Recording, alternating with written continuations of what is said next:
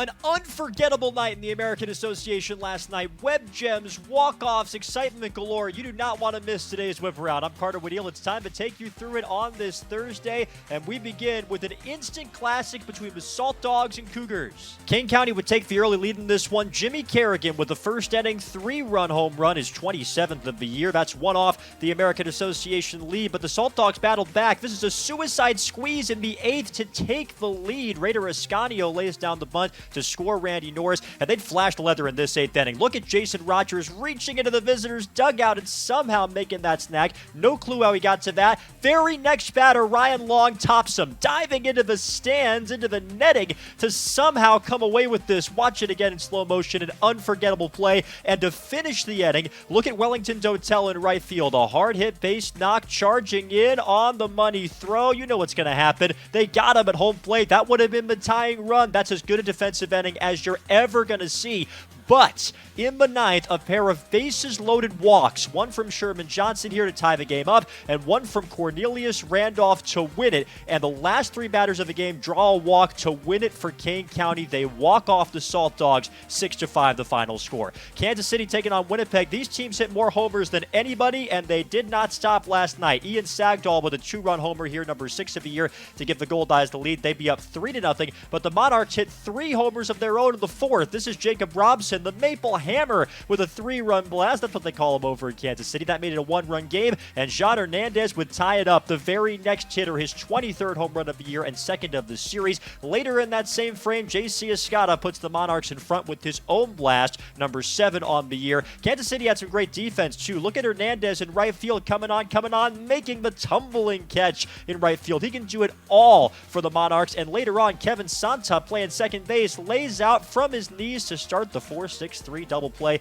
Kansas City beats the Gold Eyes 10-7. Fargo-Moorhead victorious last night. This game a little bit more straightforward because of Tyler Grauer's brilliance. He was the star of the show. 8 scoreless innings to get the win, 6 hits, 1 walk, strikes out 8, lowers the ERA to 3.04 in a 5-0 win over the Railcats. How about Milwaukee and a straight steal of home from Logan Trowbridge? Watch him charge in from third base, showing off the speed, and this would be a great night for the Milwaukee Milkmen. Later on, this is Keon Barnum, a grand slam, his 24th home run of the season. He had 5 RBIs in this 16-9 Milwaukee win in Lake Country. Cleburne taking on Chicago from Impact Field. Watch the defense from Anthony Greer. What reflexes to get to that catch out in right field. A spectacular stab in right from Greer, but the Railroaders got the win. This is Chase Simpson with a 3-run home run in the first inning. The all-time home run leader for the Roaders gave him a lead. They would not give up. 4-3 the final. And Sioux City victorious last night. Danny Amaral had himself a game. First inning, second pitch of the game, solo home run, his 6th home run of the season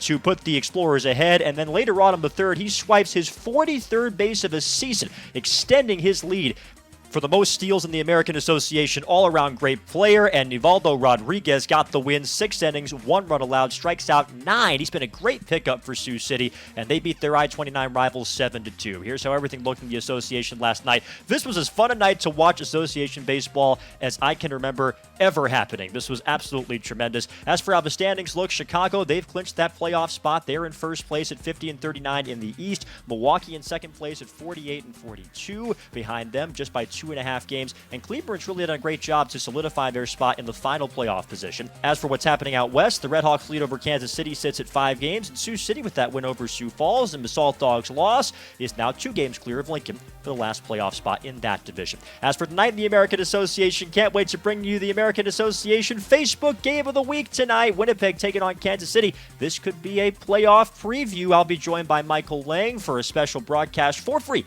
on Facebook Live tonight.